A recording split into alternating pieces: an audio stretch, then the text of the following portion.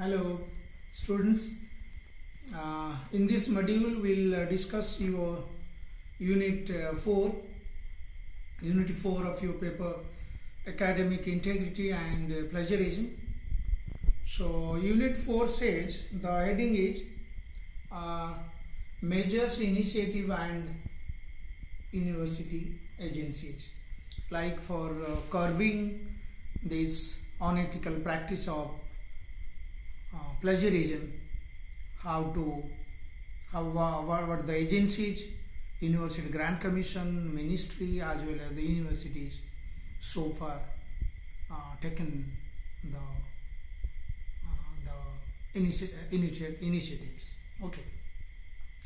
Well, the initiative of UGC in Indian case, at least I am saying, is not that old. Recently, maybe 5 to 10 years. Especially in last 5 years only, many good decisions, very stringent decisions are coming up these days. So that what are those? In this we will have 3 modules for that. Okay. The first one is research and citation policies, formulation and research policies. Okay. Research or citation policies. Well, as I told you, like in your in our initial level, so we introduced you citation, couple of 2-3, but probably the irony is that in Indian universities, to my knowledge, even the biggest of big your IITs, even your University of Delhi or those big brands,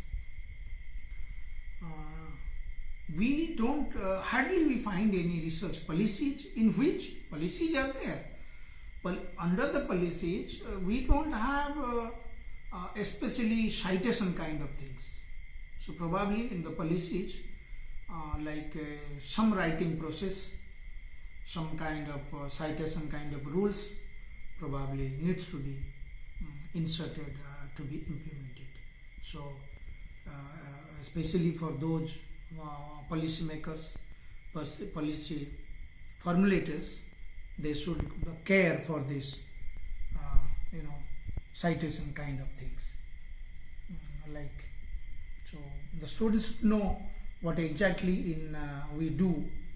In my previous modules, I say in academic writing, students should be introduced, be oriented with 3 aspects of writing process of your research papers or academic writing. The first one is the author is supposed to write of his or her own, because as you are author and you should be ready from a front, from a perspective, like you should know language, narratives and whatever, you know your own views, because authorship means claiming certain knowledge in your field, or you are contributing in some sense uniquely to the world.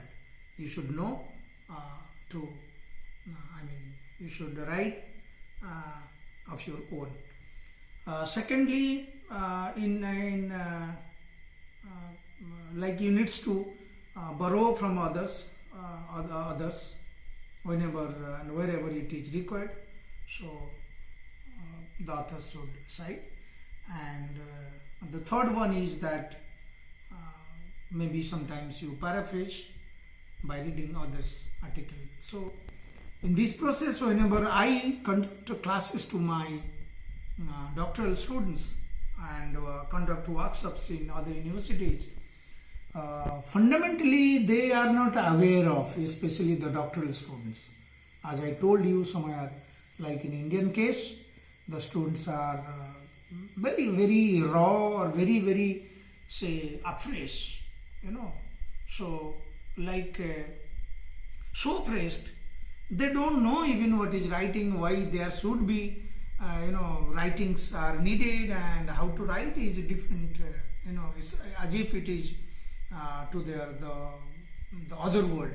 Okay, so that way, so a policy a very clear-cut formulation of policy by including all these items, like what does it mean when authors write, and citation means what, and all these issues, like the style comes there also, which style our university should develop its own style or prescription for different branches of disciplines, like maybe the world of social science, world of humanities, or maybe the world of science. Like this, it should be clearly mentioned which is available but partially available in Indian universities. Probably in this part they are blank.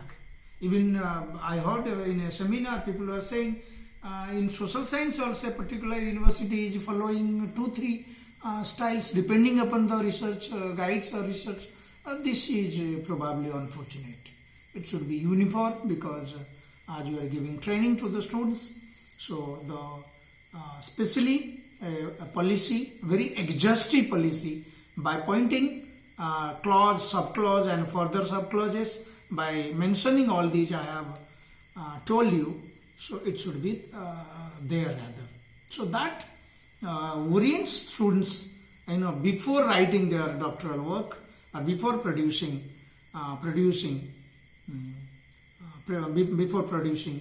the research or thesis. Okay, so that way formulation of research policies are very much important. Other universities are coming up, even UGC, a couple of days before.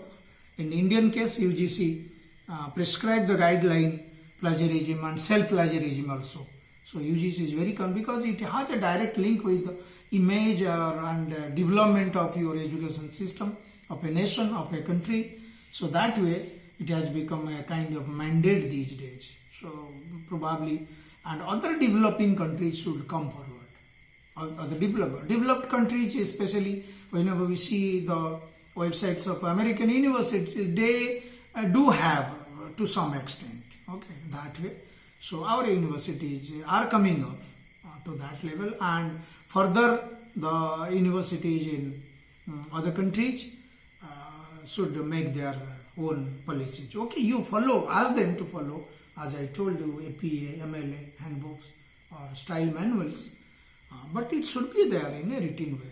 So these give pre-orientation before coming. So when after the completion of their coursework, when they start writing their synopsis, a project proposal, and then and there when we teacher, because we have been assigned other works also, we take classes of masters, not that we are very much engaged with their PhD students only. So when they ask, they are blank. They say, no, we haven't heard this thing. Nowhere, even in admission brochure also, it is not there.